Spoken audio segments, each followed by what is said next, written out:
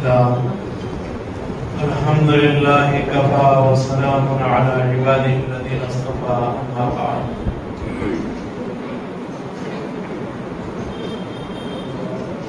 معزز حاضرین، بلوغ المرام من ادلۃ الاحکام اس کتاب سے سلسلہ وار درس چل رہا ہے، اور آج اللہ کے فضل اور اس کی توفیق سے دوسرا درس ہے، اور اس دوسرے درس کا تعلق طہارت کے مسائل سے ہے، اور طہارت کے مسائل میں خاص کر برتنوں کے بارے میں ہے، کیونکہ اسلام میں بعض برتن ایسے ہیں کہ جن کا استعمال کرنا جائز ہے، اور کچھ برتن ایسے ہیں جن کا استعمال کرنا منع ہے۔ تو جو جائز برتن ہیں اور جن کا استعمال ناجائز ہے، ان کو جاننا از حد ضروری ہے۔ اور برتنوں کا تذکرہ اس لیے کیا گیا کہ جو برتن ان کا استعمال ناجائز ہے تو ظاہر ہے اور ناجائز برتنوں میں پانی رکھ کر غسل نہیں کیا جا سکتا اور وضو نہیں کیا جا سکتا۔ اس طرح سے طہارت کا برتنوں سے تعلق ہے۔ باب ہے باب الآنیہ، برتنوں کا بیان۔ حذیفہ بن یمان رضی اللہ عنہما سے روایت ہے، انہوں نے کہا کہ رسول اللہ صلی اللہ علیہ وسلم نے فرمایا، لا تشربوا في آنية الذهب والفضة ولا تأكلوا في صحافها فإنها لهم في الدنيا ولكم في الآخرة۔ آپ صلی اللہ علیہ وسلم نے فرمایا کہ تم لوگ سونے اور چاندی کے برتن میں نہ پیو، اور نہ ہی سونے اور چاندی کے برتنوں میں کھاؤ، اس لیے کہ سونے اور چاندی کے برتن ان لوگوں کے لیے دنیا میں ہیں اور تمہارے لیے آخرت میں ہیں۔ دو باتیں اس حدیث میں ذکر کی گئی ہیں۔ ایک بات یہ ہے کہ سونے اور چاندی کے برتنوں کا استعمال کھانے اور پینے کے لیے نہ کیا جائے، کیونکہ اس میں فخر کا پہلو ہے اور تکبر کا پہلو غالب ہے، اور سونے اور چاندی کے زیورات تو عورتیں پہن سکتی ہیں، لیکن برتنوں کا استعمال نہ مردوں کے لیے جائز ہے اور نہ ہی عورتوں کے لیے جائز ہے۔ ایک شخص وضو کرنا چاہتا ہے، سونے یا چاندی کا ٹب بنا ہوا ہے تو وضو کرنا جائز نہیں ہے۔ جب کھانا پینا جائز نہیں ہے تو اس طرح عبادت کے لیے ان برتنوں کا استعمال بھی جائز نہیں ہے، تو اس سے بچنا ضروری ہے۔ اور ایک بات اس حدیث میں یہ بیان کی گئی کہ یہ سونے اور چاندی کے برتن ان لوگوں کے لیے دنیا میں ہیں، یعنی کافروں کے لیے دنیا میں ہیں۔ اس کا مطلب یہ نہیں ہے کہ کافروں کے لیے سونے اور چاندی کے برتن حلال کیے گئے، بلکہ ایک حقیقت بیان کی جا رہی ہے کہ اگر کوئی سونے اور چاندی کے برتن استعمال کرتا ہے تو کافر انسان کرتا ہے، مومن نہیں کرتا۔ تو اس مناسبت سے کہا گیا کہ یہ سونے اور چاندی کے برتن ان کے لیے دنیا میں ہیں اور تمہارے لیے آخرت میں ہیں۔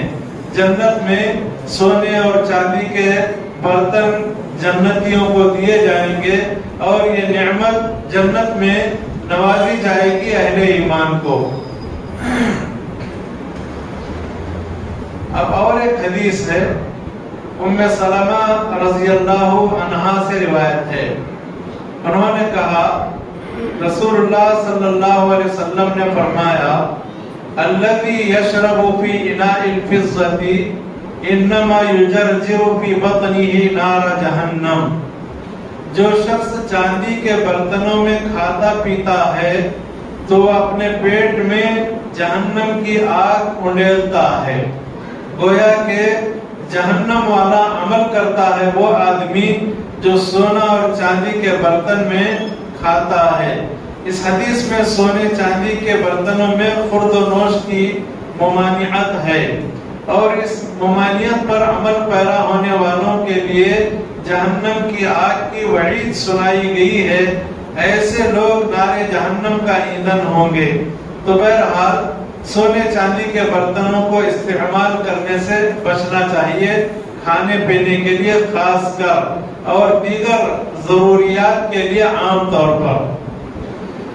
اور ایک حدیث ہے عبداللہ ابن عباس رضی اللہ عنہما سے روایت ہے، انہوں نے کہا کہ رسول اللہ صلی اللہ علیہ وسلم نے فرمایا اذا دبغ الاہاب فقد طہر، جب کچا چمڑا دباغت دیا جائے تو کچا چمڑا پاک ہو جاتا ہے۔ چمڑے کے اوپر گوشت ہوتا ہے یا خون ہوتا ہے، گندگی ہوتی ہے، اسے قابل استعمال بنانے کے لیے مسالہ لگا کر یا کہ کوئی کیمیکل لگا کر صاف کیا جاتا ہے، اسے دباغت دینا کہتے ہیں۔ تو دباغت دینے کے بعد چمڑا پاک ہے۔ جب چمڑا پاک ہے تو اس میں پانی اگر رکھ دیا جائے اس پاک چمڑے میں، دباغت دیے ہوئے چمڑے میں، تو وہ پانی پینے کے بھی کام آ سکتا ہے اور وضو اور طہارت کے کام بھی آ سکتا ہے۔ جیسا کہ عربوں میں اس کا رواج ہے، آج بھی بدو لوگ چمڑے کی تھیلیاں بغل میں لٹکاتے ہیں اور اسے مشکیزے کے طور پر استعمال کرتے ہیں۔ تو اگر دباغت دیا گیا چمڑا تو ایسی صورت میں وہ چمڑا پاک ہے، پینے کے لائق بھی ہے، اس میں رکھا ہوا پانی اور استعمال کے لائق بھی ہے، اس لیے چمڑے کا یہاں پر ذکر کیا گیا۔ کوئی یہ نہ سمجھے کہ چمڑا مطلقاً ناپاک ہے، اس کی ناپاکی سے پاکی اس وقت حاصل ہوتی ہے جبکہ اسے دباغت دیا جائے۔ اسی لیے اللہ کے رسول صلی اللہ علیہ وسلم نے فرمایا ایما اہاب دبغ، جو بھی چمڑا ہو جسے دباغت دیا جائے۔ یہاں قابل غور بات یہ ہے، ایک چمڑا تو وہ ہے کہ آپ قربانی میں جانور ذبح کرتے ہیں یا روزانہ کھانے کے لیے جانور ذبح کرتے ہیں، ذبح کرنے کے بعد جو چمڑا ہے اس کا گوشت بھی پاک ہے، اس کا چمڑا بھی پاک ہے۔ لیکن ایک ایسا جانور ہے جو مر گیا ہے، تو ظاہر ہے مرے ہوئے جانور کا گوشت ناپاک اور حرام ہے، لیکن اس کا جو چمڑا ہے، بکری کا چمڑا یا بڑے جانور کا چمڑا، اسے استعمال اگر آپ کرنا چاہتے ہیں تو دباغت دے کر کر سکتے ہیں۔ تو اسی لیے حدیث میں ایک عام بات کہی گئی کہ جو بھی چمڑا دباغت دیا جائے، اگر اسے باقی حاصل کرنا ہے، اسے استعمال کرنا ہے تو دباغت دینا ضروری ہے۔ سلمہ بن محبب رضی اللہ عنہ سے روایت ہے، انہوں نے کہا اللہ کے رسول صلی اللہ علیہ وسلم نے فرمایا دباغ جلود المیتۃ طہورها، مرے ہوئے جانور کے چمڑوں کی دباغت دینا یہ ان چمڑوں کو پاک کر دیتا ہے۔ جیسا کہ رسول اللہ صلی اللہ علیہ وسلم کے سامنے یہ حدیث وہی آ رہی ہے۔ میمونہ رضی اللہ عنہا سے روایت ہے، انہوں نے کہا مر النبی صلی اللہ علیہ وسلم بشاۃ یجرونها فقال لو اخذتم اهابها فقالوا انها میتۃ فقال يطهرها الماء والقرض۔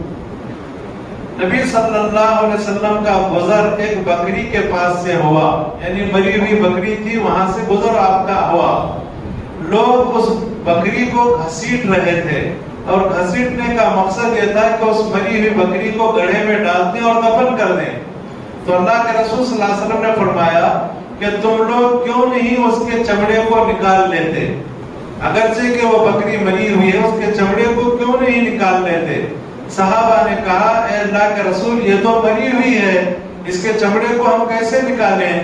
تو آپ صلی اللہ علیہ وسلم نے فرمایا کہ اس کے چمڑے کو پانی اور چھال، یہ دونوں چیزیں پاک کر دیں گی۔ کیکر کی چھال اور پانی، ان دونوں چیزوں سے اس چمڑے کو پاک کیا جا سکتا ہے۔ تو معلوم ہوا کہ ایسا جانور جس جانور کا گوشت کھایا جاتا ہے، وہ جانور اگر مر بھی جائے اس کے چمڑے سے دباغت دے کر پاکی حاصل کی جا سکتی ہے اور فائدہ اٹھایا جا سکتا ہے۔ اور ایک حدیث ہے، ابو ثعلبہ خشنی رضی اللہ عنہ حدیث کے راوی ہیں، انہوں نے کہا، میں نے کہا اے اللہ کے رسول صلی اللہ علیہ وسلم، بے شک ہم ایک ایسی قوم کی سرزمین پر رہتے ہیں جو اہل کتاب ہے، یعنی یہود اور نصارہ کے بیچ میں ہم لوگ رہتے ہیں، تو کیا ہم ان کے برتنوں میں کھا سکتے ہیں؟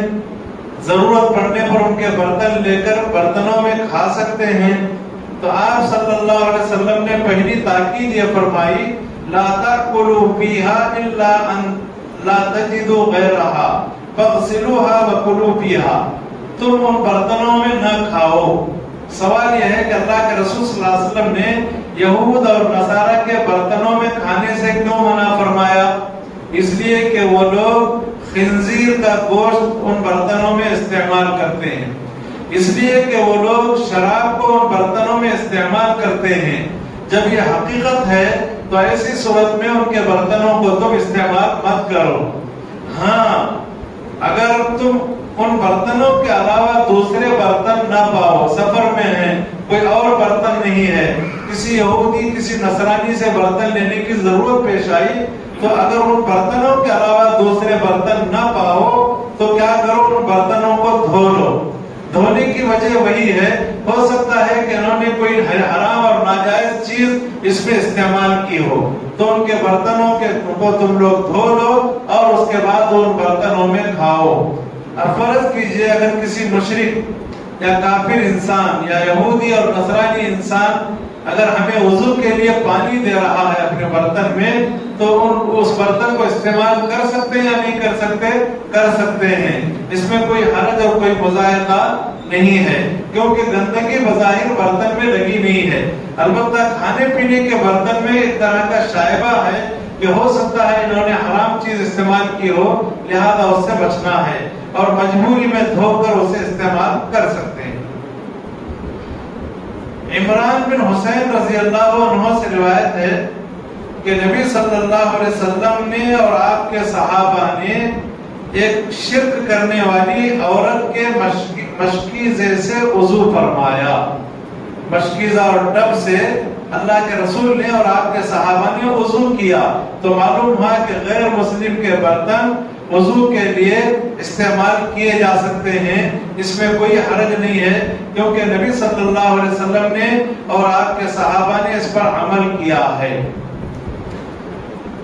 البتہ ایسے برتن جن برتنوں میں گندگی کا اندیشہ ہے، تذبذب ہے، تو بچنا بہتر ہے۔ گندگی بظاہر نہیں ہے، خاص کر وضو وغیرہ کے لیے، تو ان برتنوں کو استعمال کیا جا سکتا ہے۔ انس بن مالک رضی اللہ عنہ سے روایت ہے کہ نبی کریم صلی اللہ علیہ وسلم کا ذاتی پیالہ ٹوٹ گیا، آپ کا ایک خاص پیالہ تھا، وہ ٹوٹ گیا، تو آپ نے اس ٹوٹی ہوئی جگہ پر چاندی کا تار لگوایا، تو معلوم یہ ہوا کہ معمولی تار وغیرہ لگا دینے سے یا ٹانکے دے دینے سے برتن کو چاندی کے، وہ برتن کا استعمال حرام نہیں ہو جاتا، اس برتن کو استعمال کیا جا سکتا ہے اگر چاندی وغیرہ کا ٹانک دینا پڑے برتن کو۔ تو اللہ کے رسول صلی اللہ علیہ وسلم نے چونکہ اس پر عمل کیا ہے، تو اتنے سارے مسائل آپ کے سامنے پیش ہوئے، اگر اس میں کوئی آپ کو شبہ ہے تو آپ پوچھ سکتے ہیں، ورنہ اگلی حدیثیں آپ کے سامنے پیش کی جائیں گی، چونکہ باب تبدیل ہو رہا ہے۔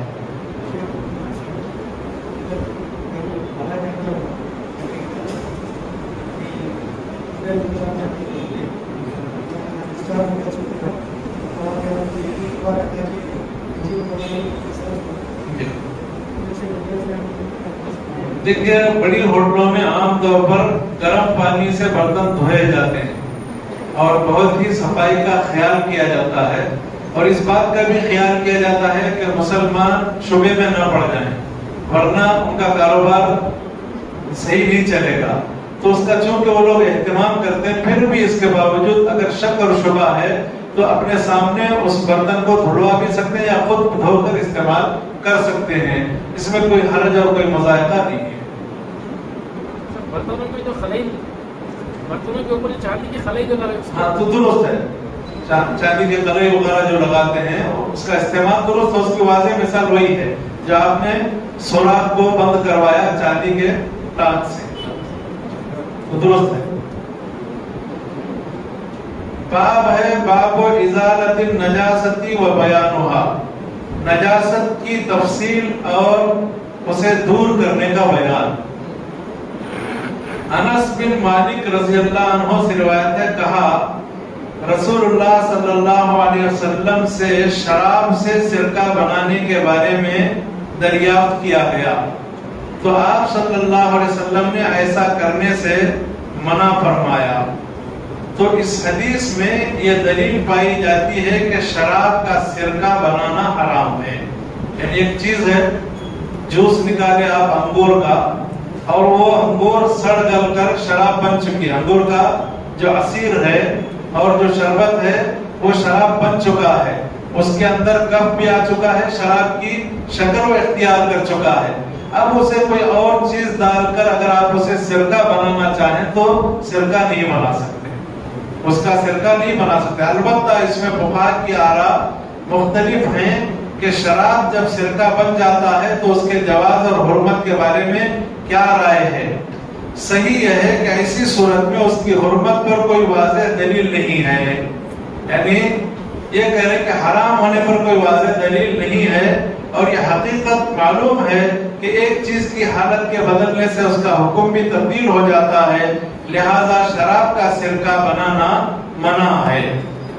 انگور کا براہ راست یا کسی اور چیز کا براہ راست سرکہ بنا رہے تب تو جائز ہے، لیکن شراب موجود ہے اسی کو سرکے میں آپ تبدیل کر رہے ہیں تو پہلے سے جو چیز حرام ہے اسے آپ اگر سرکے میں تبدیل کر رہے ہیں تو لہذا ایسا کرنا حرام ہے، منع ہے۔